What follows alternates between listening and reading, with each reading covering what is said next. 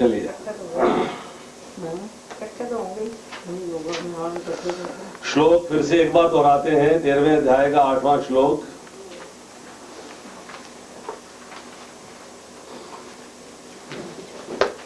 मेरे पीछे दोहराएं सब लोग। श्रीमद् भगवद गीता अध्याय संख्या 13 श्लोक संख्या 8 से 12। 8वां श्लोक हम लोग दोहराएंगे। अमानित्वम् अदम्भित्वम्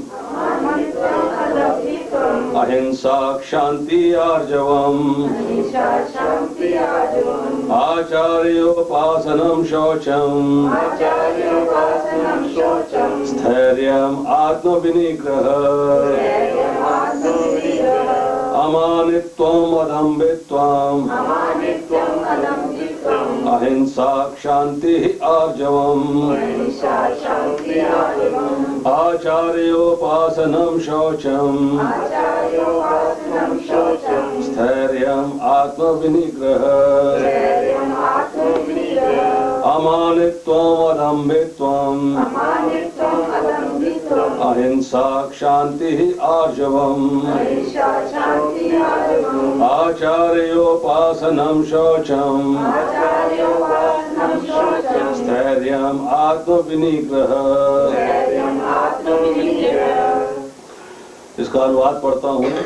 विनम्रता, दम्भहीनता, अहिंसा, सहिष्णुता, सरलता, प्रमाणिक गुरु के पास जाना, पवित्रता, स्थिरता, आत्मसंयम, इंद्र तृप्ति के विषयों का परित्याग, अहंकार का अभाव, जन्म मृत्यु वृद्धावस्था तथा रोग के दोषों की अनुभूति, वैराग्य, संतान, स्त्री, घर तथा अन्य वस्तुओं की ममता से मुक्ति, अच्छी तथा बुरी घटनाओं के प्रति संभाव, मेरे प्रति निरंतर अनन्य भक्ति, एकांत स्थान में रहने की इच्छा, जन समूह से बिलगाव, आत्म साक्षात्कार की महत्ता को स्वीकारना तथा परम सत्य की दार्शनिक खोज, इन सबको मैं ज्ञान घोषित करता हूँ और इनके अतिरिक्त जो भी है वह सब अज्ञान है।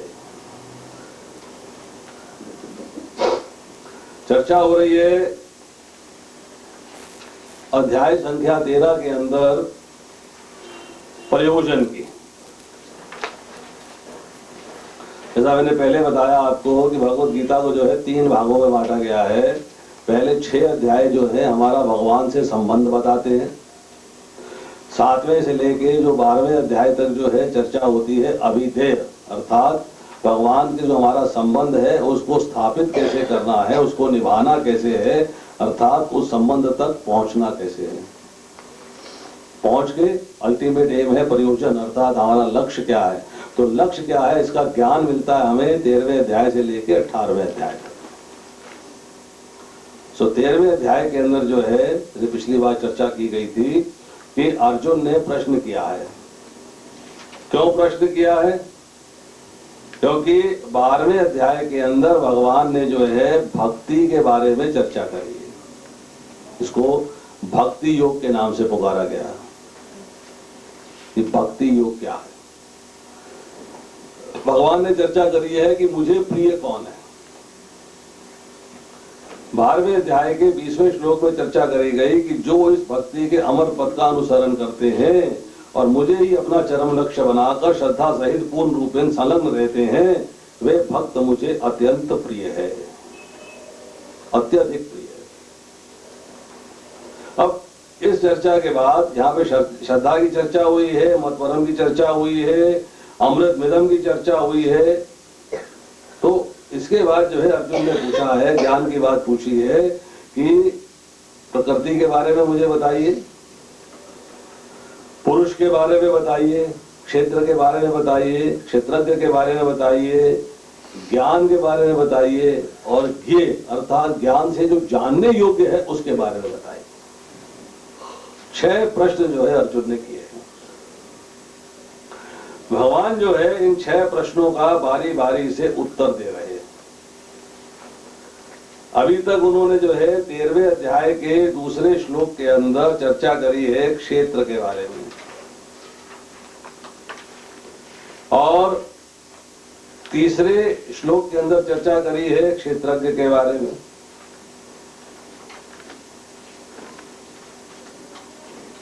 चौथे और पांचवें श्लोक के अंदर, चौथे श्लोक में चर्चा करी है फिर डिटेल के अंदर कि धर्म क्षेत्र क्या है, अर्थात ये क्षेत्र क्या है, शरीर क्या है और इसमें क्या क्या परिवर्तन होते हैं। अर्थात यहाँ पे चर्चा किसकी हुई फिर चौथे श्लोक के अंदर? शरीर की। शरीर मतलब नहीं, प्रकृति। शरीर किससे बना है? प्रकृति के बारे में चर्चा हो रही है। पांचवें श्लोक में बताया कि जो चर्चा मैं बता रहा हूं सारी की सारी जो है शास्त्रों में, वैदिक ग्रंथों में विभिन्न ऋषियों ने इनके बारे में ज्ञान का वर्णन किया है। ये प्रूफ दे रहे हैं, एविडेंस दे रहे हैं कि ऐसा नहीं है कि जो मैं बता रहा हूं ये इसका जो है ग्रंथों में वर्णन आ चुका है। और फिर छठे और सातवें श्लोक में बताया गया है प्रकृति के बारे में फिर से कि पंच महाभूत, अहंकार, बुद्धि, अव्यक्त तीन गुणों की अप्रकट अवस्था, दसों इंद्रियां, मन, पांच इंद्रिय विषय और फिर मन के जो गुण है इच्छा, द्वेष, सुख, दुख, संघात और जीवन के लक्षण, धैर्य, इन सबको जो है बताया अंतःकरण की क्रियाएं अर्थात विकार। अब इतना ज्ञान प्राप्त करने के बाद आज जो हम श्लोक करने वाले हैं इनके अंदर क्या बताया जा रहा है? ज्ञान है। ज्ञान, ज्ञान का अर्थ क्या है? तो ज्ञान क्यों कहा गया, इसका अर्थ क्या है? यहां कह रहे हैं कि जो 24 तत्व हैं उनका जो इंटरएक्शन है, उनकी जो अंतर क्रियाएं हैं, ज्ञान उनका अंग नहीं है, ज्ञान उनसे अलग है। क्या देखिए पिछले श्लोक में पंच महाभूत, अहंकार, बुद्धि, कहीं ज्ञान की चर्चा हुई है? कहीं ज्ञान की चर्चा नहीं हुई। ज्ञान के द्वारा आप इन अंगों तक पहुंच सकते हो। ज्ञान है तो आप जान सकते हो कर्मेंद्रिय क्या होती है, ज्ञान है तो जान सकते हो ज्ञानेंद्रिय क्या होती है, ज्ञान है तो जान सकते हो पंच महाभूत क्या होते हैं, ज्ञान है तो जान सकते हो सूक्ष्म शरीर जो है हमारा मन, बुद्धि, अहंकार क्या होता है, ज्ञान है तो जान सकते हो कि इंद्रियों के विषय क्या है। अर्थात जो भी चीज है आपको ज्ञान के द्वारा ही प्राप्त होती है। और ज्ञान जब प्राप्त हो जाएगा तो आपको जो भौतिक प्रकृति के साथ आपका संग है उससे निकलने में सहायता करेगा। अगर आपको पता ही नहीं है कि आप भौतिक प्रकृति के अंदर क्यों फंसे हुए हैं, आपको एक ज्ञान नहीं है कि आपके जीवन का लक्ष्य जो है भगवान के धाम को प्राप्त करना है, भगवान का प्रेम प्राप्त करना है, तो क्या होगा? आप जिस चक्र में लगे हुए हो उसी चक्र में लगे रहोगे, उससे बाहर निकलने का प्रयास नहीं करोगे। बाहर निकलने का प्रयास कब करोगे?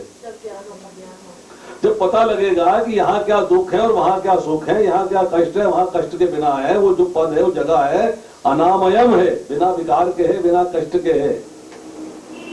जब आपको ये पता लग जाएगा कि बाहर पार्क में बैठेंगे तो सर्दी लगेगी और अंदर कमरे में आ जाएंगे तो सर्दी से बचाव हो जाएगा, ज्ञान हुआ ना, तो आप कमरे में आने का प्रयास करोगे इस भौतिक संसार के अंदर। अगर आपको पता लगे कि बाहर धूप के अंदर खड़े होकर बहुत गर्मी लगेगी और छाया में चले जाएंगे तो गर्मी कम हो जाएगी, पेड़ के नीचे रहेंगे गर्मी कम हो जाएगी, और पेड़ के नीचे आने का प्रयास करोगे। वो ज्ञान की प्राप्ति जो है वही आपको जो है इन सब से बाहर ले जाएगी।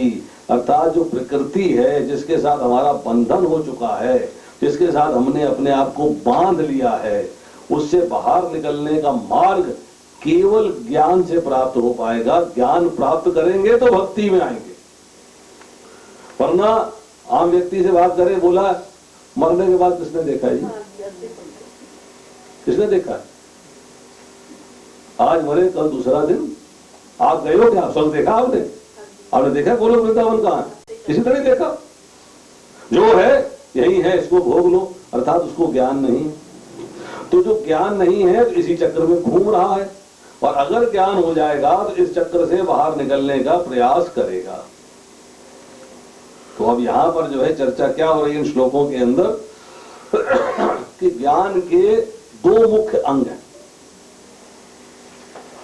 इन श्लोकों पर जो है 8वें से लेकर 12वें श्लोक तक अगर आप सारे के सारे श्लोक पढ़ें तो इसमें निष्कर्ष जो निकल के आता है, जो उसमें निचोड़ निकल के आता है, जो इसमें सारांश निकल के आता है, वो क्या है कि ज्ञान के दो मुख्य अंग हैं।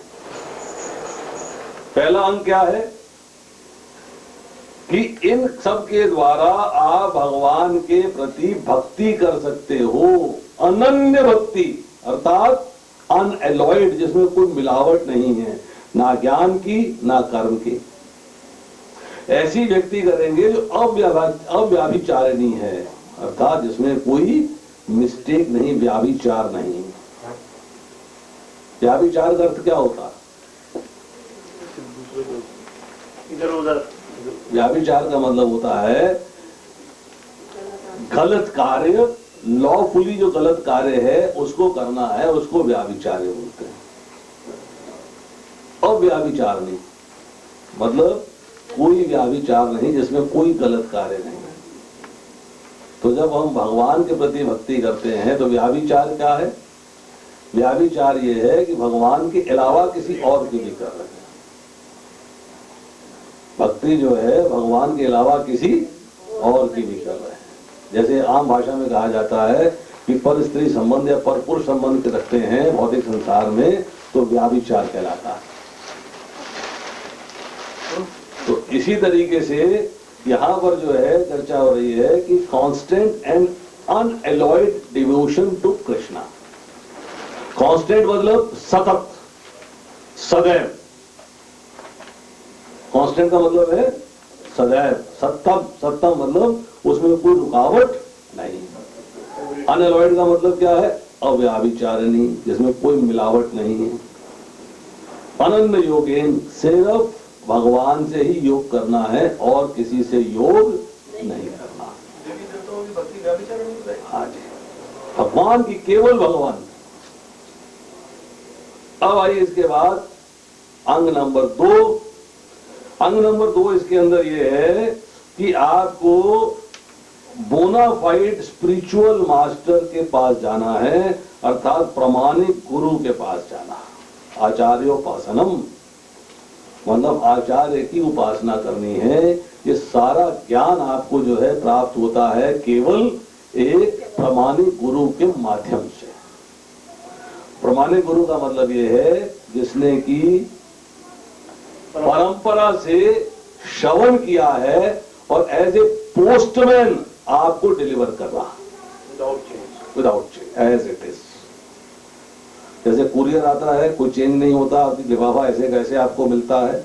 डाकिया आता है, लिफाफा आपको ऐसे कैसे ही मिलता है। ऐसी जो है, जो प्रमाणिक गुरु है, उसने सारे ज्ञान को श्रुति अर्थात सुनने से प्राप्त किया है। और सुनने से प्राप्त करने के बाद कैसे प्राप्त किया है? परंपरा से प्राप्त किया है। और फिर आपको एज इट इज डिलीवर कर देता, नो चेंज। तो 2 बातें इसमें से निकल के आती हैं। अब ज्ञान का आरंभ कहां से होता है? ज्ञान लेना है, ज्ञान की प्राप्ति करनी है, ज्ञान को स्वीकार करना है, तो ज्ञान का आरंभ कहां से होता है? तो आरंभ के बारे में हमने 4थे अध्याय में चर्चा करी। क्या? तद विद्धि प्रणिपातेन परिप्रश्नेन सेवया,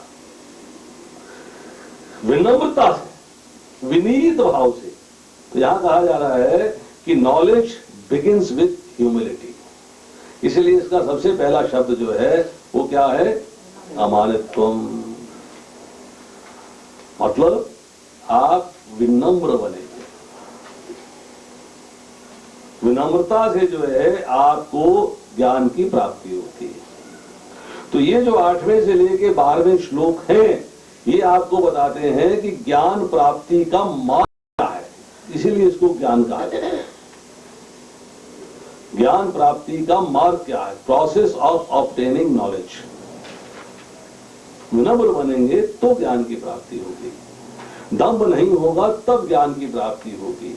अहिंसक होंगे, किसी के प्रति अपशब्द इस्तेमाल नहीं करेंगे, तब ज्ञान की प्राप्ति होगी। मतलब जितने भी ये गुण हैं, ये जब आप अपने आप में डेवलप करेंगे तब आप ज्ञान की प्राप्ति करेंगे। अगर ज्ञान की प्राप्ति के ये साधन है, इसीलिए इनको भी ज्ञान कहा गया। इनका भी ज्ञान होना आपको आवश्यक है। विश्वनाथ चक्रवर्ती ठाकुर लिखते हैं कि जो 20 गुण बताए गए हैं, जो 20 अंग बताए गए हैं, ये इनका भी एक डिवीजन है। 17 + 2 + 1, 17, 2, और 1। क्या डिवीजन है? कहते हैं कि जो 17 गुण हैं वो ज्ञानी और भक्त दोनों के लिए है। जो 2 गुण हैं वो केवल ज्ञानी के लिए हैं, और जो 1 गुण है वो केवल भक्त के लिए है। अब नीचे से आरंभ करते हैं, बाकी 17 गुण ऑटोमेटिकली समझ में आ जाएंगे। 3 गुणों की चर्चा कर लें तो बाकी 17 ऑटोमेटिकली समझ में आ जाएंगे। मयि च अनन्य योगेन भक्ति अव्यभिचारिणी, मयि च अनन्य योगेन, अर्थात अनन्य योग के द्वारा मुझसे जुड़ना है, अनन्य भाव से मेरे से योग करना है। और भक्ति कैसी होनी चाहिए? अव्यभिचारिणी, जिसकी मैंने अभी चर्चा करी, किसी और के प्रति नहीं। ज्ञान मिश्रित नहीं होनी चाहिए, योग मिश्रित नहीं होनी चाहिए, कर्म मिश्रित नहीं होनी चाहिए। केवल भगवान की सेवा की लालसा हो, इसके सिवाय और कोई लालसा ना हो, ऐसी भक्ति होनी चाहिए। जैसे मैंने पिछली बार भी बताया था कि जब व्यक्ति जो है, उदाहरण मैंने दिया था, आप यहाँ आते हो मोटरसाइकिल, स्कूटर, कार, किसी ना किसी वाहन पे आते हो, कोई वहां आने का साधन है, पर यहाँ आने के बाद उसको बाहर छोड़ देते हो, अंदर लेके नहीं आते। इस तरह जब व्यक्ति जो है वो भक्ति में लग जाएगा, अल्टीमेटली भक्त बन जाएगा, तो जो ज्ञान है उसकी सवारी नहीं करेगा, ज्ञान को पीछे छोड़ देगा। ये जो है बिना व्यवधान के मेरे लिए भक्ति करना। व्यवधान का मतलब क्या होता है? रुकावटें। पता है ना, रुकावट के लिए खेद है, तो कोई खेद नहीं, रुकावट ही नहीं तो खेद कैसा? बिना व्यवधान के मेरे लिए, मेरे प्रति अनन्य भक्ति करना, ये भक्त का गुण है, ये केवल भक्त के लिए है। खवाती बात इसके अंदर अध्यात्म ज्ञान नित्यत्व, यहां पर जो है ज्ञान प्राप्ति की बात हो रही है, मतलब आत्मा का शाश्वत ज्ञान ये प्रकट होना चाहिए, मालूम होना चाहिए, अर्थात साइंस ऑफ सेल्फ रियलाइजेशन, आत्म साक्षात्कार का विज्ञान। ये जो कार्य है, ये ज्ञान प्राप्त करना जो है ज्ञानी का कार्य है, ज्ञानी के लिए। ये अंग जो है, ये गुण जो है, ज्ञानी का गुण है। और तत्व ज्ञानार्थ दर्शनम, अर्थात सत्य ज्ञान के हेतु दर्शन शास्त्र का ज्ञान प्राप्त करना। मतलब दर्शन शास्त्र में वेद, वेदांग, उपवेद सारी चीजें आती है, उपनिषद आते हैं, इन सब का ज्ञान प्राप्त करना किस लिए? कि मुझे तत्व का ज्ञान हो जाए, मुझे तत्व का ज्ञान हो जाए। जन्म कर्म जिमे देवम एवं यो वेति तत्वता, तो तत्व का ज्ञान हो जाए। वो तत्व के ज्ञान के लिए जो है, वो सत्य ज्ञान प्राप्त करने के लिए दर्शन शास्त्रों का ज्ञान प्राप्त करता है। तो ये जो है, ये 2 गुण जो है ज्ञानी के लिए है। तो 1 गुण भक्त के लिए है, 2 गुण ज्ञानी के लिए है, और बाकी जो 17 गुण हैं वो ज्ञानी के लिए भी हैं और भक्त के लिए भी। अब आती है इसमें चर्चा कि जो हमारे ये 20 अंग हैं, इसके अंदर जो भगवान बता रहे हैं, इनको समझने का प्रयास करें। नंबर 1, अमानित्वम। मान किसे कहते हैं? मान, बड़ाई, प्रशंसा, सम्मान किसे कहते हैं? बहुत बड़ा, कोई प्रशंसा। राधा जी बड़ी माननी थी,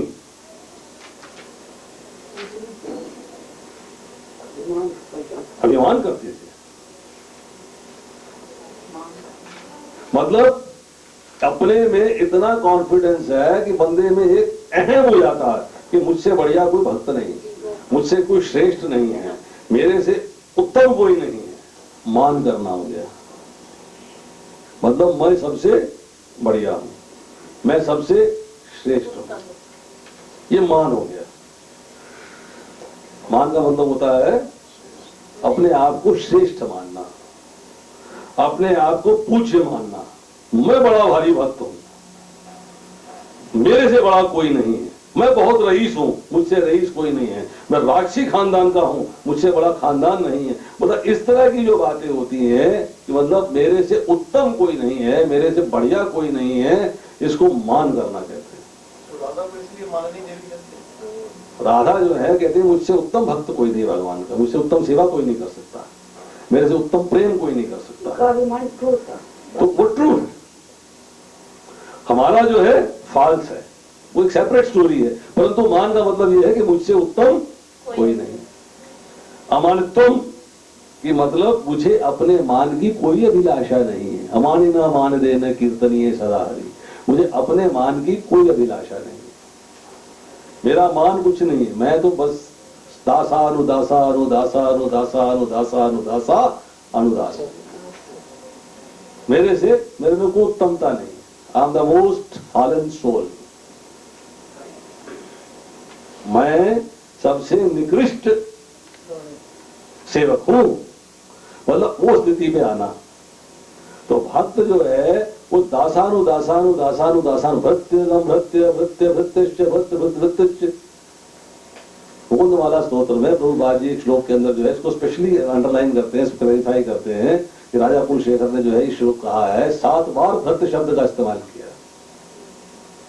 तो इसलिए हम लोग जो है लिखते हैं दासानुदासा, और अपने आप को दास की स्थिति में स्वीकार करते हैं कि मेरे से बड़ा दास, मतलब मैं सबसे निकृष्ट दास। बड़ा दास बोलेंगे तो फिर भी अभिमान आ जाएगा, नहीं चीफ सेक्रेटरी हो गया। नहीं, मैं निकृष्ट दास हूं।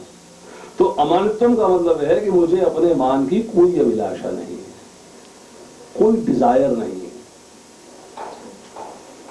अमान मतलब मान नहीं। अब आता है अगला शब्द इसके अंदर, अदम्बित्वम। दम्भ किसे कहते हैं? राइट। दम्भ का मतलब होता है दिखावटीपन। कैसा दिखावटीपन? मैं ये काम कर सकता हूँ। दिखावटीपन का मतलब ये है कि मेरे में गुण नहीं है,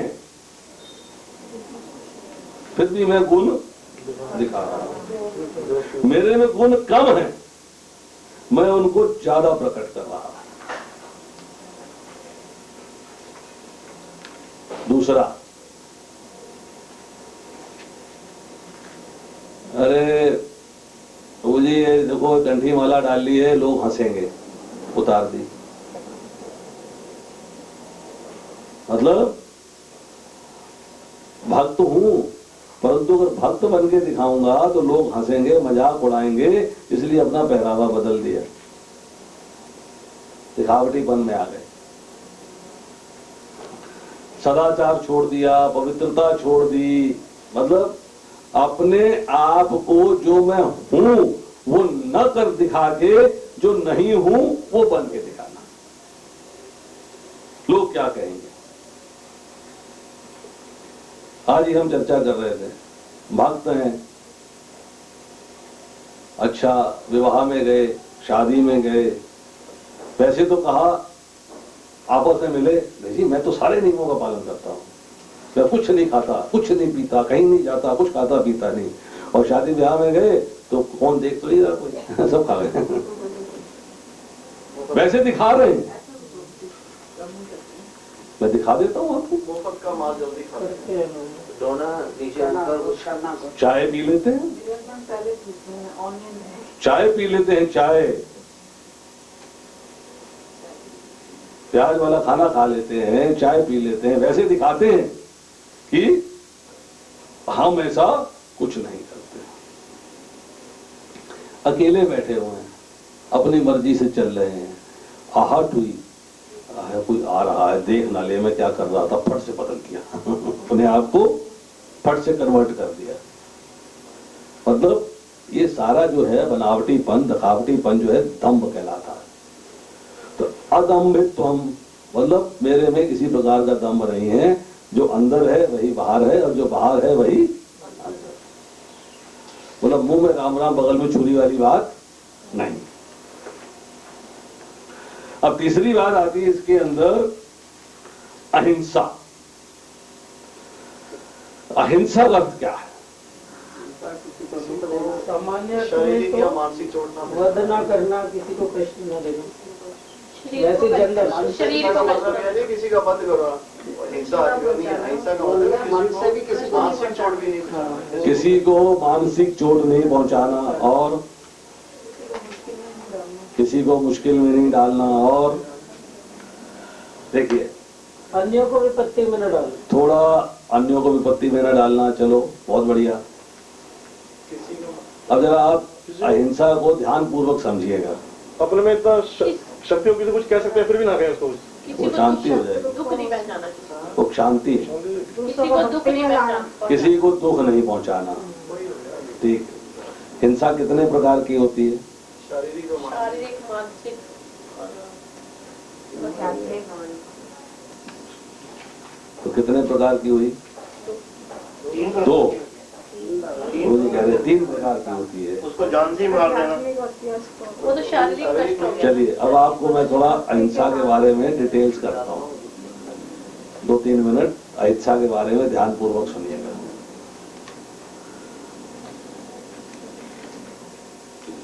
हिंसा का मतलब होता है दुख देना, अहिंसा का मतलब है दुख न देना। किसी को दुख दिया जाता है तो 3 तरीके से दिया जाता है। मुख्यतः मन से दिया जाता है, वाणी से दिया जाता है, शरीर से दिया जाता है।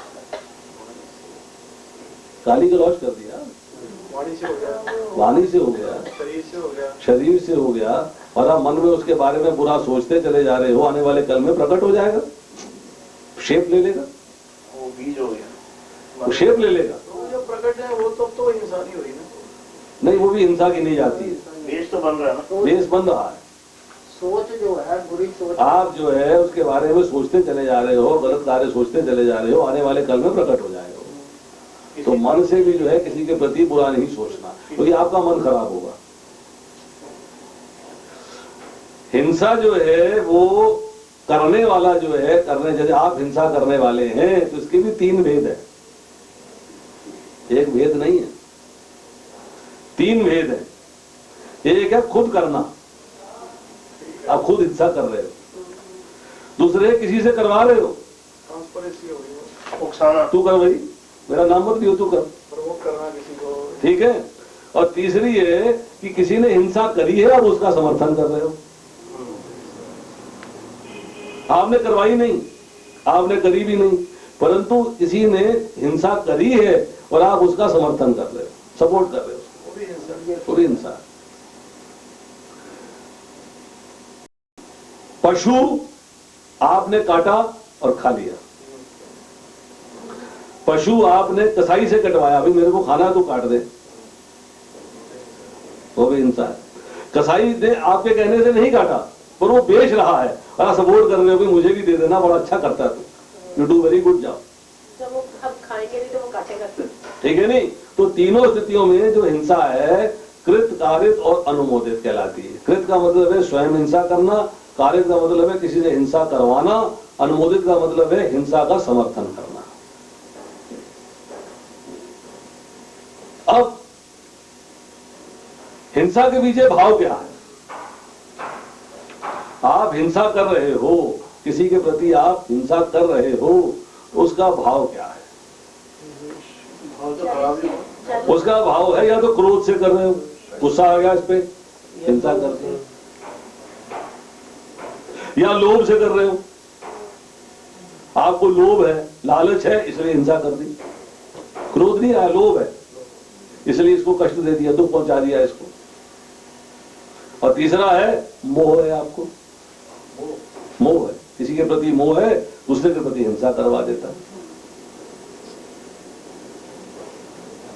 आपको इल्यूजन, भ्रम हो गया है, मोह हो गया है, आपने उसके प्रति अपशब्द इस्तेमाल कर दिए, आपने उसके प्रति जो है हिंसा कर दी।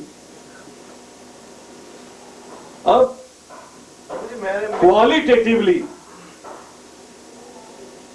तो बात हो गई, अब क्वांटिटेटिवली बात करते हैं कि हिंसा की क्वांटिटी कितनी है।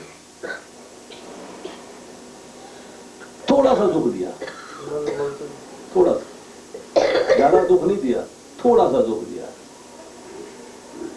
मध्य मात्रा, थोड़ा सा ज्यादा दिया, मतलब थोड़े से ज्यादा और ज्यादा से कम। और तीसरा क्या है, अधिमात्रा, कि आपने उसको जो है बहुत घायल ही कर दिया, ऐसे वचन बोल दिए कि अगला पागल हो गया। आपने ऐसी मार लगा दी कि उसको अस्पताल में ऑपरेशन कराना पड़ रहा है, हड्डियां तोड़ दी उसकी। बस दुख दे रहे हो आप, तो इतना दुख दे रहे हो, इतना दुख दे रहे हो, कम दे रहे हो कि बिल्कुल मामूली सा दे रहे हो।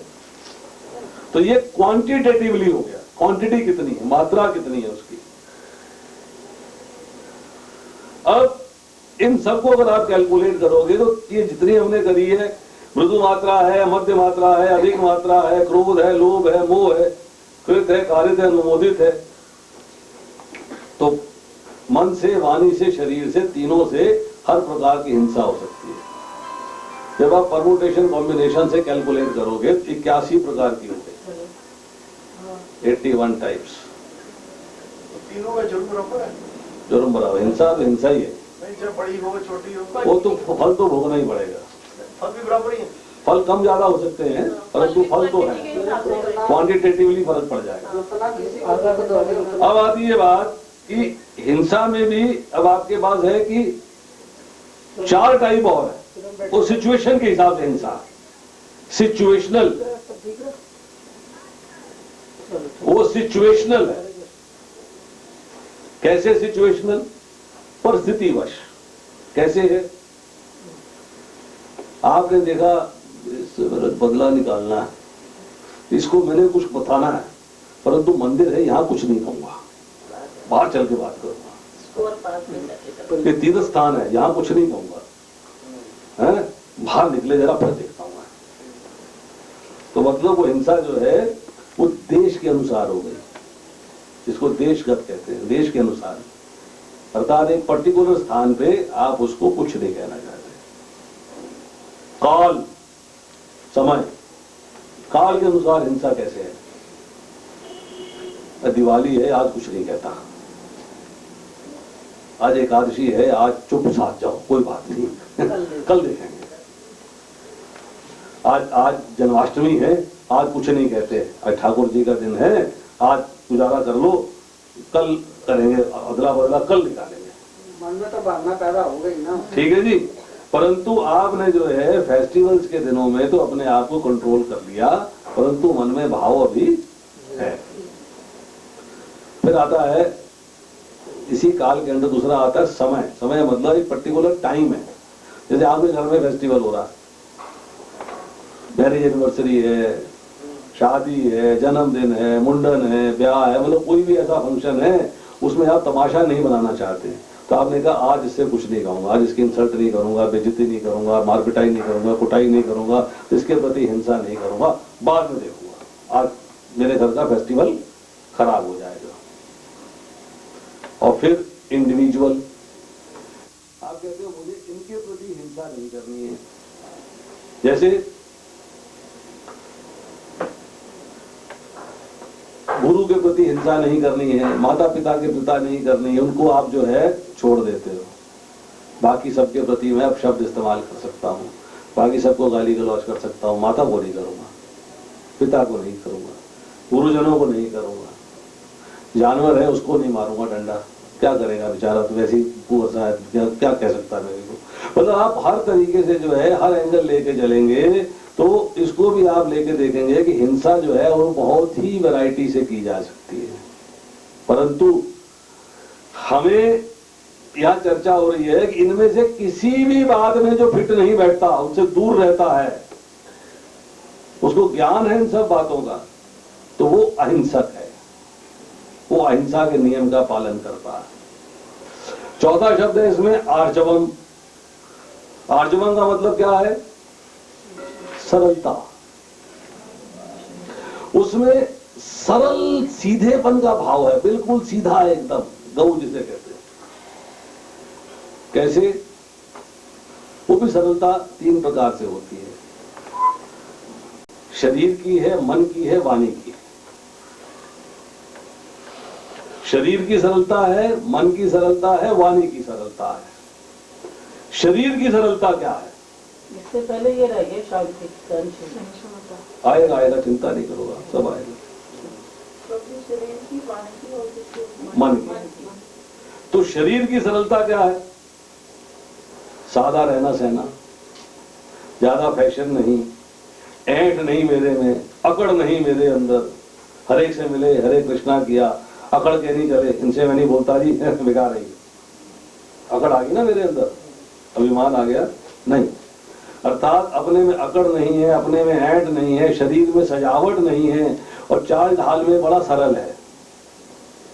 मतलब सजावट से क्या मतलब है? ब्यूटी पार्लर, फैशन करना। ब्यूटी पार्लर, सीधा साधा रहना, सीधा साधा। महंगे कपड़े पहनने या महंगे भाई आवश्यकता क्या है? सादगी से रहना, रीजनेबल चीज पहननी, रीजनेबल चीज यूज करनी, सादगी से रहना, सादगी। सादगी से रहना, नहीं लगानी, तेल लगा रहे हैं। जो भी है मतलब सरलता से रहना। मन की सरलता क्या है? मन सोचना।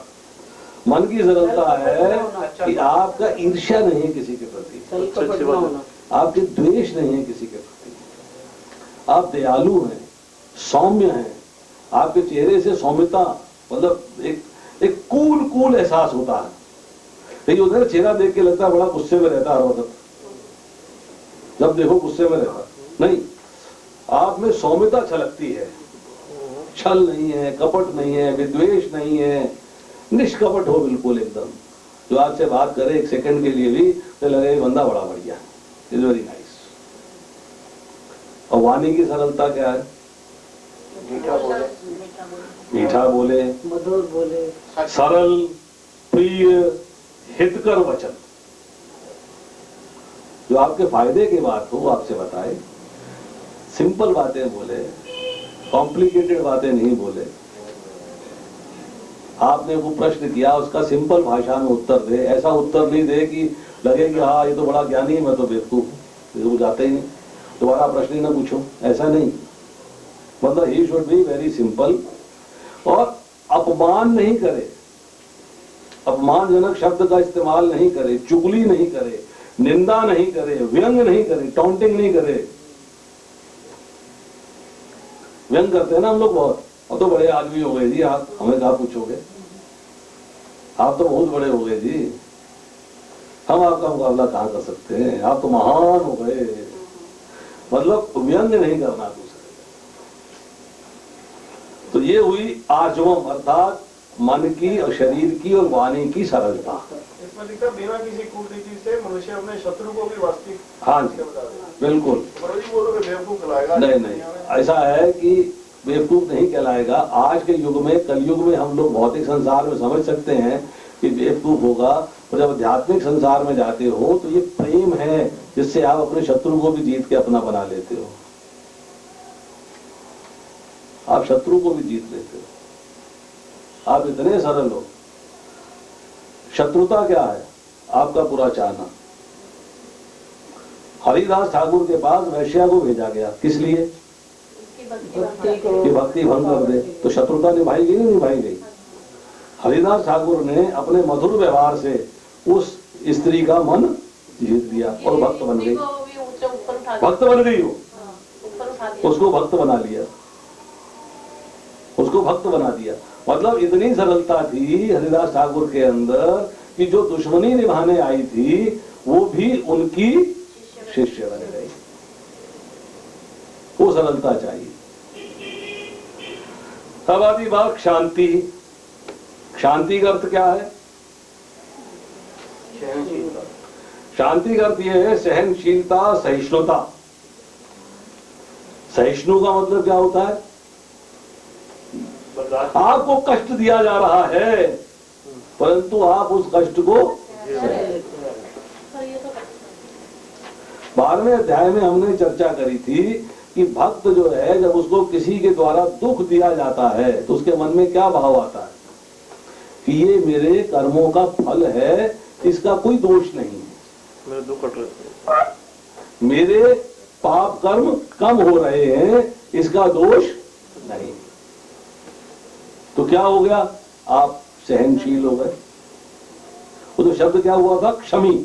उसके अंदर श्लोक में शब्द आया था क्षमी, जो हमने चर्चा करी।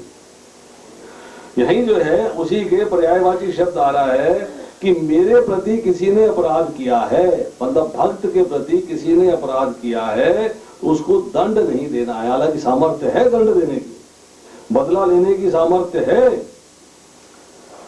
ये आई स्टेट एक। दूसरी स्टेट क्या है, मैं तो नहीं ले सकता, 2 आदमी बुला के ले आया, बदला लो जी इससे, वो भी नहीं करना। 2 पहलवान ले आया, बदला लो, वो भी नहीं करना। स्टेज नंबर 3 कि भगवान से भी प्रार्थना नहीं करना कि इसको दंड दे दो। क्षमा का मतलब है टोटल क्षमा। ना भगवान से प्रार्थना कर रहे हो, ना किसी को साथ ले आके उसके थ्रू दंड दिलवा रहे हो, ना खुद दंड दे रहे हो। हालांकि आपके पास तीनों सामर्थ्य है। भगवान से प्रार्थना करने की सामर्थ्य तो है ना, भगवान को हाथ जोड़ के रिक्वेस्ट तो कर ही सकते हैं ना कि देखिए मेरे प्रति इसने अपराध किया है, मैं तो कुछ नहीं कर पा रहा हूं, ठाकुर जी आप देख लेना, आपकी जिम्मेदारी, इसको दंड दिलवाओ। आपने क्या है तो भगवान देखेगा। ठीक है, क्या बोलते हैं, भगवान के घर में देर है अंधेर नहीं है, वो बदला जरूर लेंगे तेरे से। तो तेरे ही काम पे लगे वो, और किसी का काम नहीं कर रहे। ठीक है जी। अब इसको थोड़ा और एडवांस में जाइए, थोड़ा सोचिएगा, मैं शरीर हूं या आत्मा हूं, मेरा स्वरूप क्या है? मेरा स्वरूप है आत्मा। दुख शरीर को होता है कि आत्मा को होता है? इसका मतलब है जो मुझे आपने दुख दिया वो आत्मा तक तो पहुंचा ही नहीं। कहां तक है वो? शरीर तक। जब वो दुख जो है शरीर तक ही है, मेरी आत्मा को कोई कष्ट नहीं है, आत्मा निर्विकार है, निर्लिप्त है, उसको कोई तकलीफ नहीं है, तो क्षमा का भाव आ जाएगा। मैंने क्या फर्क पड़ रहा है, शरीर में तो हो रहा होंगे की फर्क पड़ रहा है, और तो शरीर नाशवान है। शरीर नाशवान। मतलब मेरे स्वरूप तक, मेरी आत्मा तक वो कष्ट नहीं पहुंच रहा है, कष्ट तो शरीर तक ही पहुंच रहा है। अब इसका अब एक और उदाहरण दिया है। आप खाना खा रहे थे, आपकी जीभ कट गई, अब आपके मन में क्या भाव आया? नहीं, वो सोचिएगा, किसने काटी? दांत ने। तो दांत को तोड़ देते हो क्या? अपना कष्ट होगा।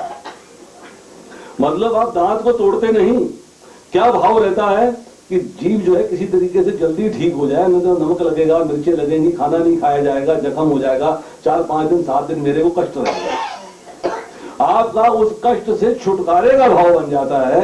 ये भाव नहीं बनता है कि मैं इस दांत को तोड़ के फेंक दूं। ये भाव बनता क्या? नहीं बनता।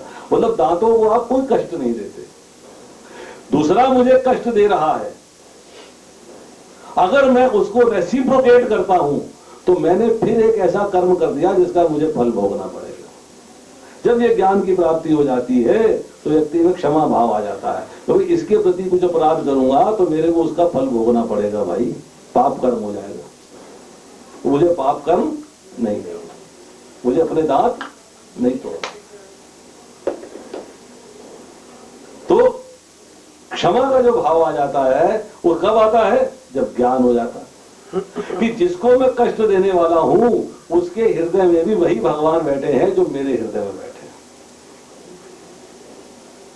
मित्र है आपका, दुश्मन बन गया, बहुत कष्ट दिया उसने आपको, इतना कष्ट दिया कि आज आपका मन हुआ कि मैं इसका झोंपड़ा फूंक दूंगा जाकर, इसकी ऐसी की तैसी, ये बात आ गई दिमाग में। अब आपने उसके झोंपड़े की ओर आग की मजाल हाथ में पकड़ी हुई है, मतलब तेल वेल मिट्टी का अपने पास रखा हुआ है, माचिस रखी हुई है, उसके झोंपड़े की तरफ जा रहे हो।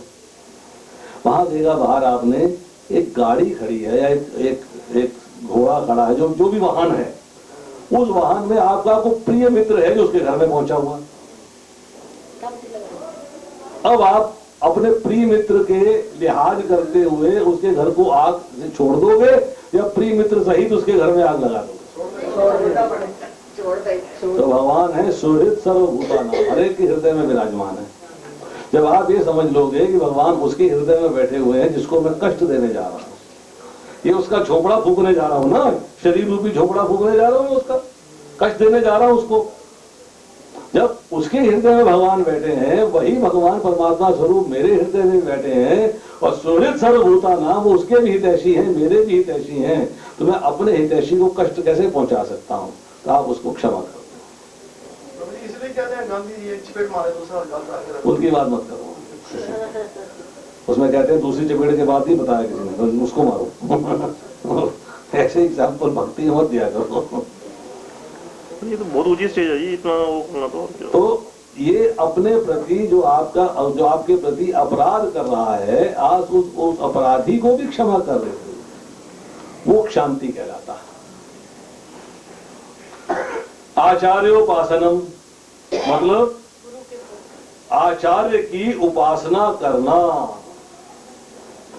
मतलब आचार्य का मतलब कौन है?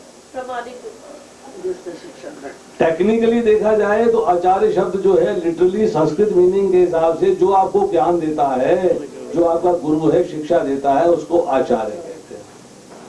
परंतु यहाँ जो है शास्त्र के अंदर आचार्य इस्तेमाल हो रहा है महाभागवत के लिए। महाभागवत के लिए महाभागवत का मतलब है जो नित्य सिद्ध जीव है, नित्य सिद्ध अर्थात जो नित्यबद्ध नहीं है। महाभागवत जो आचार्य हैं अपने आचरण के द्वारा आपको ज्ञान देते हैं, सिखाते हैं, शिक्षा देते हैं। उस आचार्य के प्रति उनको दंडवत प्रणाम करिए, उनका आदर सत्कार करिए, उनके शरीर को, उनके मन को सुख पहुंचाइए और फिर उनके आदेश का पालन करिए। जो आदेश देते हैं उसका पालन करें। अगर आपने जो है, जिसको हम महाभागवत को प्रमाणिक गुरु के नाम से पुकारते हैं, उन्होंने आदेश दिया और आपने पालन नहीं किया, इसका मतलब यह है आपने आचार्य की उपासना नहीं करी, उनको दुख पहुंचाया। आपका कर्तव्य है उनको सुख पहुंचाना, और सुख कैसे पहुंचाया जाएगा? जब आदेश का पालन करें। तो आचार्योपासनम। अब बात आई इसके बाद शौचम।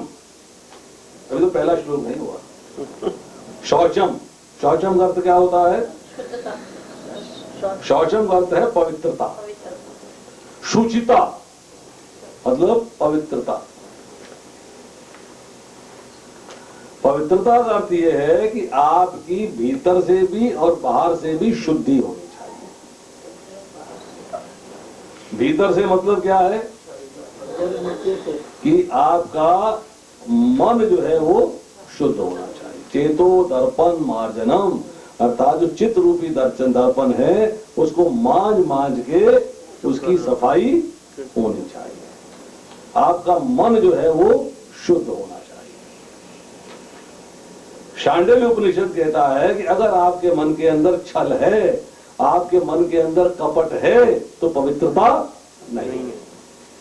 मतलब मन आपका जो है छल रहित, कपट रहित होना चाहिए, तब जो है आपके मन की शुद्धि हो जाएगी। भीतर की शुद्धि का मतलब है मन को शुद्ध में करना। बाहर की शुद्धि का मतलब क्या? साफ सफाई और बाहर की शुद्धि किससे करते हैं? साफ सफाई से जल से, किससे करते हैं? जल से, जल से, मिट्टी से, पृथ्वी और जल। ये जो है जो स्थूल तत्व हैं, उन स्थूल तत्वों से आप बाहर की शुद्धि करते हो, और जो सूक्ष्म तत्व है उसकी आप मन की शुद्धि, आंतरिक शुद्धि होती है। आपका मन शुद्ध होना चाहिए, बुद्धि स्थिर होनी चाहिए, तो आप आंतरिक शुद्धि हो गई। आंतरिक मीन्स की आत्मा की, अंदर की, अंदर की मतलब मन की शुद्धि होनी चाहिए, बुद्धि की शुद्धि होनी चाहिए। स्थैर्यम, स्थैर्यम का मतलब है आपके अंदर स्थिरता है। अब यहाँ बुद्धि की बात हो रही, देखिए स्थिर क्या होगा? स्थिरता किसमें होगी? बुद्धि में। ऊपर जो है शौचम के अंदर जो है जो 5 स्थूल तत्व थे, स्थूल तत्वों की चर्चा हो गई और मन की चर्चा हो गई।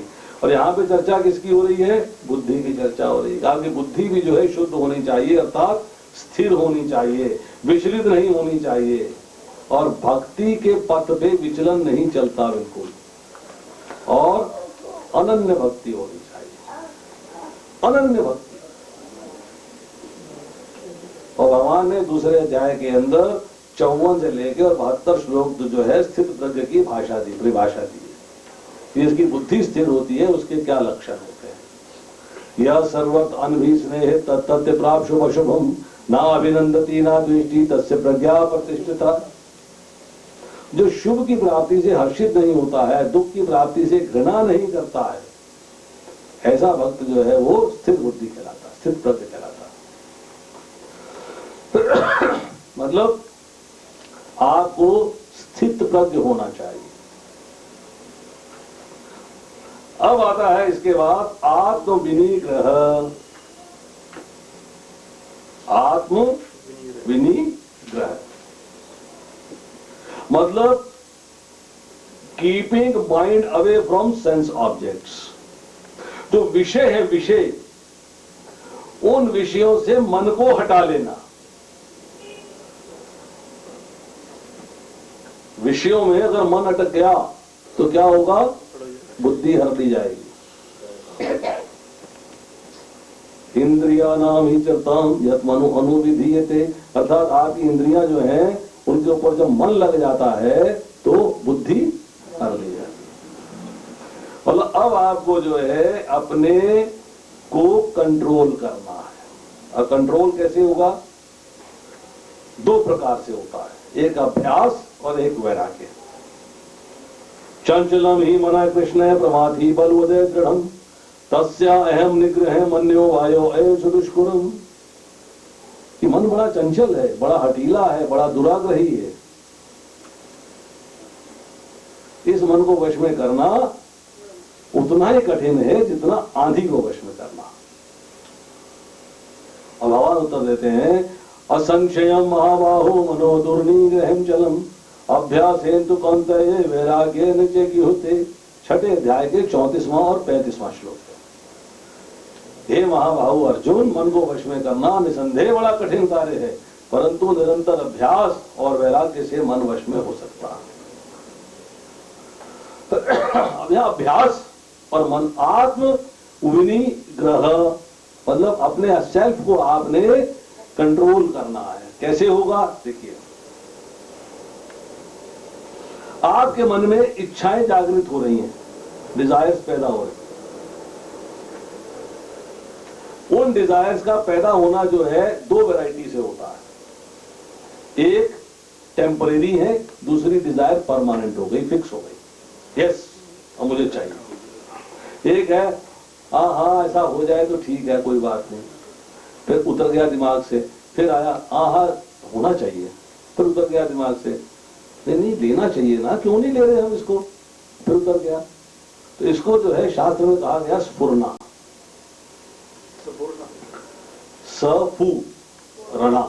स्फुरना का मतलब ये है कि आपके अंदर जो है चीज एक इच्छा आती है और फिर चली जाती है। एग्जाम्पल क्या दिया गया है कि जैसे शीशा है, उसके आगे आप खड़े होते हो तो शीशे में आपकी फोटो कैद नहीं होती। जब तक सामने हो तब तक फोटो है, सामने हट गई तो फोटो हट गई। टीवी देखा, लेना चाहिए, टीवी आगे से गायब हो गया, उतर गया दिमाग से। फिर 2 दिन बाद देख लिया, लेना चाहिए, फिर उतर गया। फिर 2 दिन के बाद लिया नहीं, प्रभु जी ले लो ना, टीवी बड़ा अच्छा लग रहा, फिर उतर गया। मतलब आई और चली गई, आई और चली गई। आप मन को वश में कर लोगे, मतलब अभ्यास कर लोगे तो मन में इच्छा आएगी नहीं। अभ्यास, अभ्यास कि अब आपने अभ्यास के द्वारा उस इच्छा को मन में नहीं आने देना। टीवी सामने आ रहा है बट आपका इंटरेस्ट ही नहीं है, मन आपका भगवान की तरफ है, क्या करना है, घर में पड़ा ठीक है, गुजारा कर रहा है, इसमें क्या लेना है, कोई बात। मतलब वो जो सीन है टीवी देखने का वो आपके अंदर चिपका नहीं है, शीशे की तरह है, आया और चला गया, आया और चला गया, आया और चला गया। और अब आपने अभ्यास ऐसा कर लिया कि आपके अंदर फिक्स नहीं हुआ, आपने उसको डिस्कार्ड कर दिया, डिसोन कर दिया। अब आता है कि आपने बार बार टीवी को देखा, टीवी लेना लेना लेना लेना करते करते चिपक गया, मैं तो लेना ही है। सुबह शाम प्रभु जी को डंडा दिया जा रहा, टीवी लाओ, टीवी लाओ, एलसीडी नहीं आया, एलसीडी नहीं आया, एलसीडी नहीं आया, मतलब अब संकल्प हो गया। अब वो कैमरे की फिल्म की तरह हो गया, कैमरे में क्लिक किया और फोटो खिंच गई, अब मिटती नहीं। अब वो संकल्प हो गया। अब संकल्प जो है, जो मन में चिपक गया है, वो कैसे जाएगा? अभ्यास से नहीं, वैराग्य से। क्या कृष्ण भावना में, क्या कृष्ण भक्ति में ये एलसीडी लेना इंपॉर्टेंट है? नहीं इंपॉर्टेंट है, वैराग्य हो गया, छोड़ दिया उसको। तो इसको बोला गया है आत्म विनिग्रह। अभ्यास से वैराग्य होता है, परंतु अभ्यास जब करते हैं तो उसके बाद वैराग्य के अंदर क्या है? ज्ञान होना चाहिए। ज्ञान होना चाहिए कि क्या आपके लिए इंपॉर्टेंट है, क्या इंपॉर्टेंट नहीं है, ये ज्ञान होना चाहिए। जब आपको ज्ञान हो जाएगा, आप उसके द्वारा ठीक क्या है, गलत क्या है, इसमें भेद कर पाओगे, तब आप जो है कंट्रोल कर पाओगे, उसके बिना कंट्रोल नहीं कर पाओगे। अब इसके बाद चर्चा आती है इंद्रियार्थेषु वैराग्यम। अब यहां पे इंद्रियों की चर्चा हो रही है कि इंद्रियों को इंद्र विषयों से वैराग्य देना है। वैराग्य किसका हो रहा है? वैराग्य हो रहा है इंद्रिय विषयों का। इंद्र विषयों का इंद्रियों से हटाया जाना, इंद्रियों को इंद्र विषयों से हटाना, अर्थात इंद्रियों का इंद्र विषयों से वैराग्य, अर्थात इंद्र विषयों का परित्याग, छोड़ देना। अनअहंकार,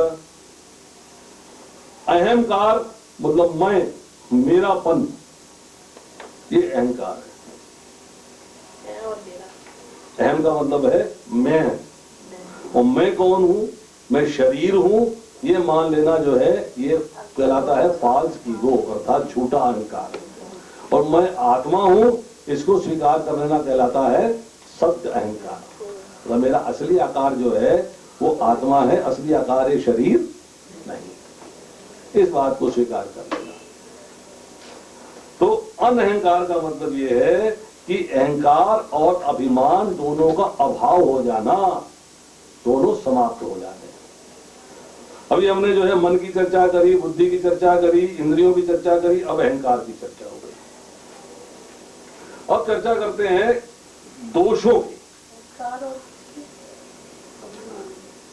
इंद्रिया भी, इंद्रिया तो इंद्रियार्थेषु वैराग्यम, इंद्रियों की चर्चा हो गई, सबके सब चर्चाएं हो रही हैं। अब चर्चा आती है दोष की। दोष का अर्थ क्या होता है? दोष का मतलब डिफेक्ट। डिफेक्ट का मतलब क्या है? कोई कमी है इसमें, कोई मतलब चीज है जो हम समझ नहीं पा रहे। कोई ऐसी बात है, बुराई नहीं, बुराई निंदा होती है। ये आपका शॉल जो है ना, इसमें दोष है, और इसमें कुछ खराबी है, कुछ कमी है इसके अंदर, डिफेक्ट है। तो दोष का मतलब ये है कि मेरे को ये देखना है कि जो मेरे को दुख प्राप्त हो रहा है किस दोष की वजह से हो रहा है। जो मैं दुख झेल रहा हूं उसमें कमी क्या है, उसमें क्या डिफेक्ट रह गया मेरे अंदर कि मेरे को दुख झेलना पड़ रहा। उस दर्शन को समझना, उस फिलॉसफी को समझना, उस ज्ञान को प्राप्त करना कि मेरे में ऐसी क्या कमी है कि मुझे दुख झेलने पड़ रहे हैं, और दुख है क्या। तो यहां बताया जा रहा है दुख 4 प्रकार के हैं, जन्म, मृत्यु, जरा, व्याधि।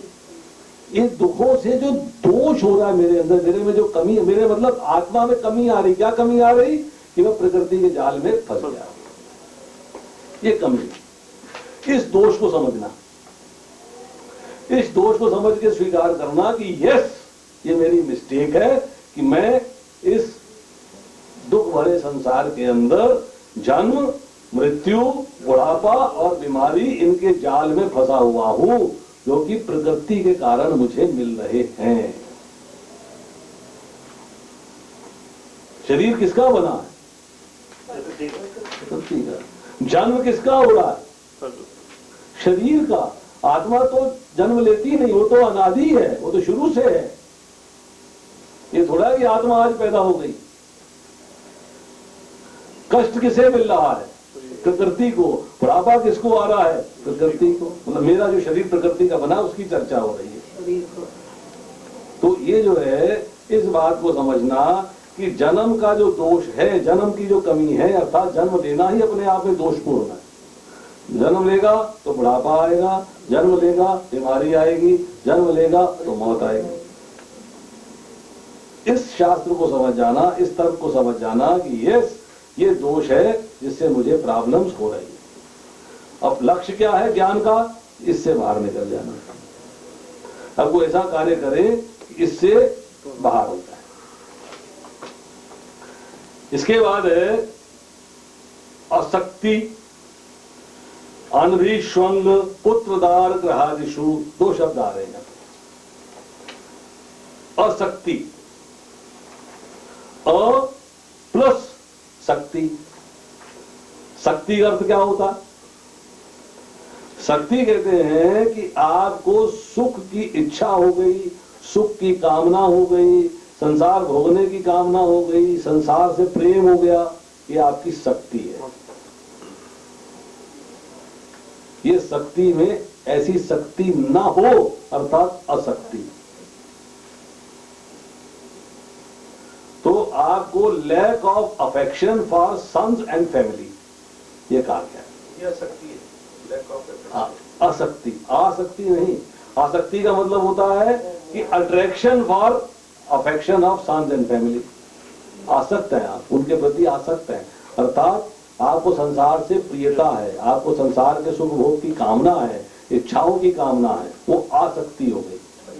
ना होना। आसक्ति का मतलब होता है किसी से कामना नहीं है, लैक ऑफ अफेक्शन है, आपकी कोई कामना नहीं है, आप शक्ति से रहित हैं, शक्ति से रहित। अनभिष्वंग, अनभिष्वंग, अभिष्वंग का मतलब क्या होता है? अभिष्वंग समृद्धि करना। समृद्धि करना। अभिष्वंग का मतलब ये होता है कि आप पुत्र से, स्त्री से, परिवार से, धन से, अपने मूवेबल प्रॉपर्टीज, इमूवेबल प्रॉपर्टीज, इन सब के साथ जो है, जो जमीन भी है, पशु भी हैं, इनसे जो आपने अपना संबंध मान लिया है, जो आपका इनके प्रति मोह है, जो इनके प्रति आसक्ति है, आप जब उस संग से, उस संबंध से रिलीव हो जाते हो तो अनभिष्वंग कहलाता है। Lack of absorption in happiness and distress even when they are present. सुख मिल रहा है, आप उसमें नहीं रुच गए, आपको दुख मिल रहा है, आप उसमें नहीं डूब गए कि हाय मैं दुखी, हाय मैं दुखी, हाय मैं दुखी, हाय मैं दुखी, उसके बारे में सोचे जा रहे हो, आपको इनमें कोई इंटरेस्ट नहीं है, न न्यूट्रल हो आप, न्यूट्रल। इसका मतलब है अब आप अनभिष्वंग हो, आपकी अटैचमेंट नहीं। एक एग्जाम्पल दिया गया, बेटा बीमार हो जाए ना तो मां बीमार हो जाती है, वो स्टेट नहीं आनी चाहिए कि मैं संसार में इतना उलझ गया हूं कि मैं संसार के साथ ही बहे जा रहा हूं, वो नहीं। आई एम डिफरेंट, मैं उनसे अलग हूं। मुझे आपको सुख पहुंचाना है पर आपसे सुख वापस लेने का उद्देश्य नहीं रखना, मेरा उसमें अटैचमेंट नहीं है, एब्जॉर्ब्ड नहीं उसके अंदर मैं डूब नहीं गया। मैंने जो है सुख पहुंचाते पहुंचाते उसी सुख में मैं डूब जाऊं, ऐसा नहीं होना चाहिए। समचित्तत्व मतलब समान चित्त रखना, चाहे अनुकूल स्थिति हो, चाहे प्रतिकूल स्थिति हो, चाहे हर्ष हो, चाहे डिप्रेशन हो, चाहे खुशी हो, चाहे गम हो, किसी भी स्टेट के अंदर जो है अपने अंदर विकार ना आए, मैं डिस्टर्ब ना हूं, मैं डिस्टर्ब ना हूं, उसे कहते हैं समचित्तत्व।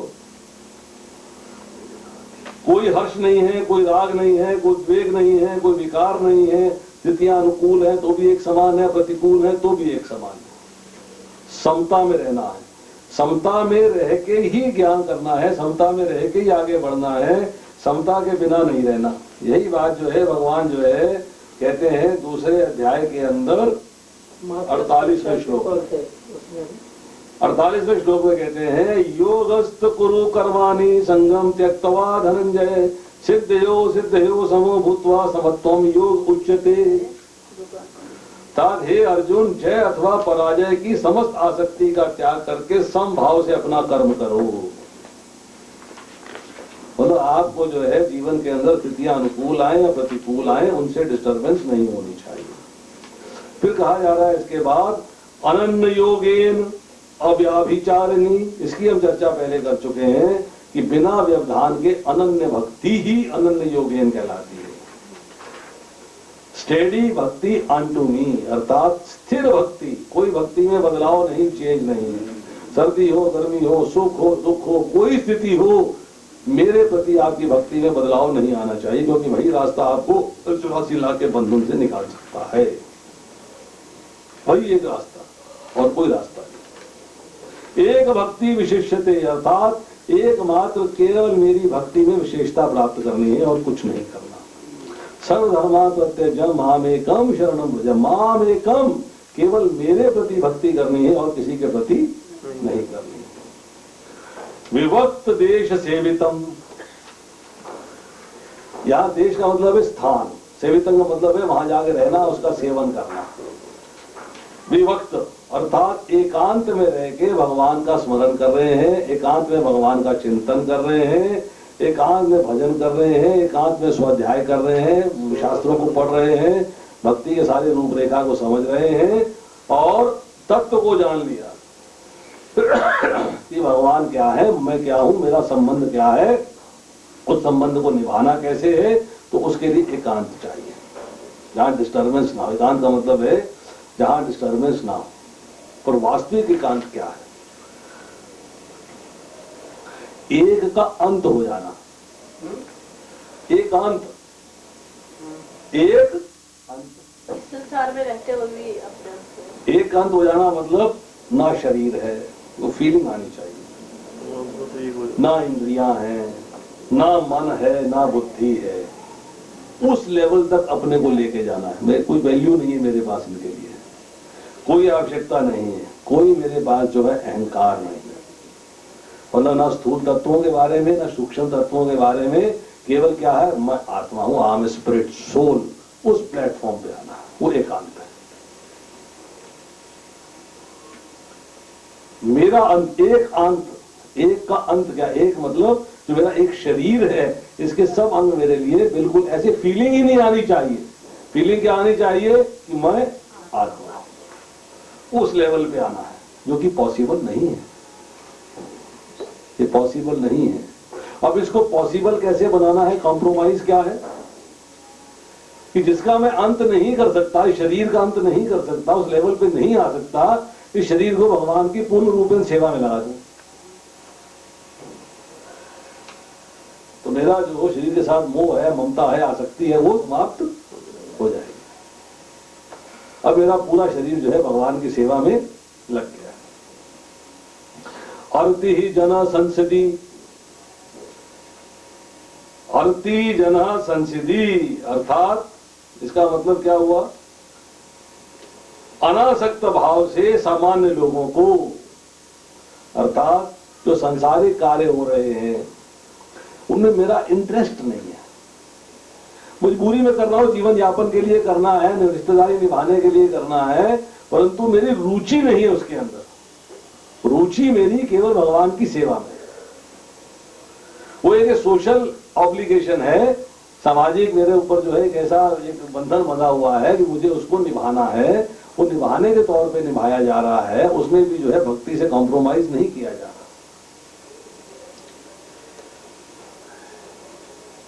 उसमें जो है निभाना है, उसमें भक्ति से कॉम्प्रोमाइज नहीं किया जा रहा। ये नहीं है कि चलो भाई कोई बात नहीं कर लो, आज मजबूरी है, 10-20 गेस्ट आ रहे हैं, उनको जैसा खाना खिलाएंगे वैसा खिला देंगे। नहीं भाई, मेरे यहाँ तो ये बनता है, मैं तो यही ऑफर कर सकता हूँ। मेरे यहाँ तो भगवान को भोग लगा मिलेगा, मैं यही खिला सकता हूँ। अगर आप खाते हो मुझे आप क्षमा करिएगा, कल घर जाके खा लीजिए।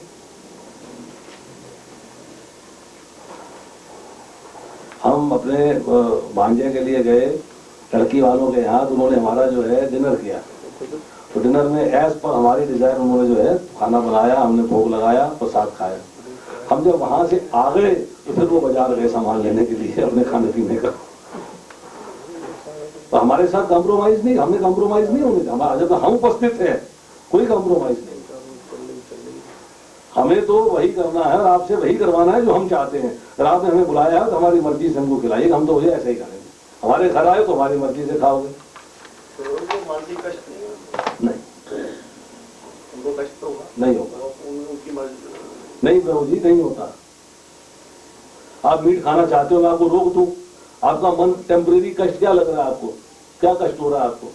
आप तमोगुण में जा रहे हो, मैं आपको सतोगुण में ले गया, कष्ट कहाँ हुआ? मैं मीट की, मैं यहाँ उससे उस बात की चर्चा कर रहा हूँ। मैं वहां बैठा हूँ, हम जल पी रहे हैं, जूस पी रहे हैं, हमारे दिन बाद में दारू खुल रही है। मैंने आपको दारू नहीं खोलने दी, आपको तमोगुण सतोगुण में ले गया, कष्ट कहाँ हुआ आपको? सोचो ना, हो सकता कष्ट तब होता मैं आपको सतोगुण से तमोगुण में ले जाता। हो सकता है वो भी सुधर जाए सोच के। और इसको इस लेवल पे सोचिएगा। उनका मन गलत रास्ते जा रहा है, उसको मानसिक कष्ट कह रहे हैं। कष्ट क्या है कि सतोगुण से तमोगुण में जाना कष्ट है या तमोगुण से सतोगुण में जाना कष्ट है? मैं के घर गया, उसने मुझे लहसुन प्याज की सब्जी थी, मैंने मना कर दिया खाने से। हाँ, कोई बात नहीं, उन्होंने दोबारा बनाई मेरे लिए, उनको कष्ट नहीं हुआ, वो सुधर गए। और सोचो ना, कितना भाव आया, भगवान को भोग लग गया, कष्ट का कष्ट कट गए, उनको प्यार है आपसे, दोबारा बना दिया, उनके कष्ट कट गए। दोबारा बना तो दिया, पर अंदर से तो कष्ट। कोई नहीं कष्ट होता प्रभु जी, हमारी फीलिंग है, ये हमारे मन का भाव है कि उनको कष्ट हो रहा है। कष्ट नहीं होता, कष्ट कट जाता। हम अभी तक जो है उसी प्लेटफॉर्म पे चल रहे हैं। आप क्या था हाँ? खा लेते, नहीं उनको खाया, कष्ट ना दो, उनको क्यों कष्ट दिया आपने? आप खा लेते। नहीं, आप कष्ट मत देते, उसका फायदा ये हो गया ना, अब आगे वो बिना प्याज के बनाएंगे। बस तो कष्ट कट गए उनके। मैं चाचा के घर गया, उसने खाना बना दिया, मैं नहीं खाता। तो हमने नहीं ना खाया, उनके कष्ट कट गए प्रभु जी। हम अपना लेके गए थे, हमने वही खाया। आप सह लेते ना, आप खा लेते। नहीं माता जी, हम अपना लेके गए थे, हमने वही निकाला और खा लिया। फिर उन्होंने जो दूसरा कुछ जो बिना प्याज की सब्जी थी वो खा ली हमने उनकी। तो मेरी संसारिक कार्यों में रुचि नहीं है। आरती जन संसदी, आरती जन संसदी अर्थात संसारिक कार्यों में मेरी रुचि नहीं है। मेरी रुचि है जो कार्य कृष्ण भावनामृत के हैं, जिस कार्य में भगवान की सेवा इन्वॉल्व होती है, उसमें मेरी रुचि है। अगर मैं अपनी रुचि की बात करूंगा तो उससे दूसरे की योनि सुधरेगी, कष्ट नहीं होगा। मेरे मन की भावना है कि उसे कष्ट हो रहा है, कष्ट होता नहीं है। अब इसके बाद आता है अध्यात्म ज्ञान नित्यत्वम। अध्यात्म ज्ञान का मतलब है साइंस ऑफ सेल्फ रियलाइजेशन, आत्म साक्षात्कार का विज्ञान। मैं कौन हूं, मैं कहां से आया हूं, मृत्यु के बाद मुझे कहां जाना है, मेरा भगवान से क्या संबंध है, उस संबंध को मुझे किस तरह से निभाना है।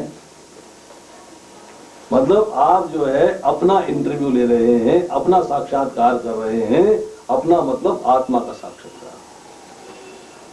शरीर में और आत्मा में क्या भेद है, ये ज्ञान प्राप्त करना, अर्थात आप जो है आत्म साक्षात्कार और अध्यात्म ज्ञान प्राप्त कर रहे हैं। आपके अंदर जो है एक लालसा जागृत हो गई है, एक इच्छा जागृत हो गई है, एक स्ट्रॉन्ग डिजायर जागृत हो गई है कि मेरे को किसी तरीके से अपने बारे में ज्ञान चाहिए और अपने और भगवान के संबंध के बारे में ज्ञान चाहिए, और उस संबंध को निभाना कैसे है, मुझे इसका ज्ञान चाहिए। इसी ज्ञान को प्राप्त करके आप जो है इस प्रोसेस में चल के जो है जानने योग्य अर्थात जो ज्ञेयम है उसका ज्ञान प्राप्त कर सकते हैं। इसके बारे में जान सकते हैं नोएबल क्या है, जानना किसे है। जब तक इस ज्ञान के मार्ग पे नहीं चलेंगे तब तक आपको जो है उस ज्ञान की प्राप्ति नहीं हो सकती। और बाद में है सबसे आखिर में तत्व ज्ञानार्थ दर्शनम। तत्व मैंने पहले चर्चा करी, सत्य ज्ञान के हेतु, सत्य ज्ञान के लिए दर्शन शास्त्र का ज्ञान प्राप्त करना। तो ज्ञान प्राप्त करके आपको क्या एहसास हो रहा है? आपने भगवान का ज्ञान प्राप्त कर लिया है तो आपको क्या महसूस हुआ उससे? खुशी कि जन्म मरण से बच जाएंगे। आप ज्ञान प्राप्त करने के बाद किस प्लेटफॉर्म पे पहुंचते हो? आपने ज्ञान प्राप्त कर लिया, आप उच्च कोटि के प्लेटफॉर्म पे आ गए, तो आपका प्लेटफॉर्म क्या आएगा? विद्या विनय संपन्ने ब्राह्मणे गवि हस्तिनी शूली चैव शोभाग्य च पंडितः समदर्शिनः। अर्थात विनम्र साधु पुरुष अपने वास्तविक ज्ञान के कारण एक विद्वान, विनीत, ब्राह्मण, गाय, हाथी, कुत्ता तथा चंडाल को समान दृष्टि से देखता है। अब आपके अंदर हर जगह परमात्मा के दर्शन हो रहे हैं, ज्ञान की प्राप्ति हो गई, आपको पता लग गया कि जो भगवान मेरे हृदय में विराजमान है वो प्रत्येक जीव के हृदय में विराजमान है। तो आपको हरेक प्राणी में भगवान के दर्शन होने आरंभ हो जाएंगे। फिर आप जो है, अगर कुत्ता आपसे रोटी लेके भाग गया तो आप बोलोगे, अरे ठाकुर जी घी तो लेते जाओ। किसने बोला था? कुत्ते ने काट लिया तो किसने कही थी? इंजेक्शन है ना। किसने कही थी ये बात? एक मिनट, नाम दे। लेकिन सूखी रोटी लिए जा रहे हो ठाकुर जी, घी तो ले जाओ। डिब्बा लेके पीछे पीछे भाग और डिब्बा लेके पीछे पीछे भाग रहे। उसने भगवान देखा, भगवान प्रकट हो गए। भगवान प्रकट हो गए। रंती देव की कहानी सुनी हमने, आखिर में जल बच गया, उपवासी थे, पहले खाना तो ले गया, कोई ब्राह्मण ले गया, फिर भूखा ले गया, फिर चंडाल ले गया अल्टीमेटली, और फिर जब उसके पीछे भागे हैं तो उसको और देने के लिए तो भगवान प्रकट हो गए। मतलब उसको हरेक में भगवान दिखाई दे रहे हैं, हरेक में भगवान दिखाई दे रहे हैं। ज्ञान प्राप्ति के बाद जो है आपको भगवान के दर्शन जो है प्रत्येक प्राणी में हो रहे हैं, कण कण में हो रहे हैं। प्रहलाद महाराज बोले खंबे में दिखाओ, तो खंबे में है, खंबा तो जड़ है, चेतन तो नहीं है, परंतु प्रहलाद महाराज को भगवान जो है खंबे में भी दिखाई दे रहे हैं। यस, और जैसे ही हिरण्यकशिपु ने उसको प्रहार किया और नरसिंह भगवान प्रकट हो गए। मतलब ये सारा जो है अब रिमेम्बरेंस भगवान का आपको हर समय याद रहे, हर समय जो है रिमेम्बरेंस रहे। हम लोग आमतौर पे कहते हैं always remember Krishna, never forget Krishna. एक ही बात, एक ही बात, परंतु स्ट्रेस हो गया, स्ट्रेस हो गया। अब हम देखते हैं कि जो असली ज्ञान है, असली ज्ञान की आखिरी श्लोक के अंदर जो है धारणा बनी जाके कि आपने असली ज्ञान प्राप्त करके तत्व ज्ञानार्थ दर्शनम, अर्थात अब आपने देखा है कि भगवान जो है सब जगह पर उपस्थित हैं। असली ज्ञान की जो है परिभाषा यही है कि आपको ये ज्ञान प्राप्त हो गया है कि भगवान जो है वो हर जगह उपस्थित है। अब इसी की आगे चर्चा जो है फिर 13वें से लेके 19वें श्लोक तक होगी। जब आप जो है इसके अंदर चर्चा करेंगे, देखिए बड़ी सुंदर चर्चा है इसमें जो है आगे आगे जाएगी कि उनके हाथ, उनके पांव, आंखें, सिर, मुंह तथा कान सर्वत्र हैं। अब वो हर जगह भगवान दिखाई दे रहे हैं। ये नहीं है कि भगवान एक जगह पर है आपको वहीं जाना पड़ेगा, हर जगह है, जहां देखोगे वहां भगवान दिखाई देगा। तो ये हुआ जी 8वें से लेके 12वें श्लोक तक का सारांश। हरे कृष्णा।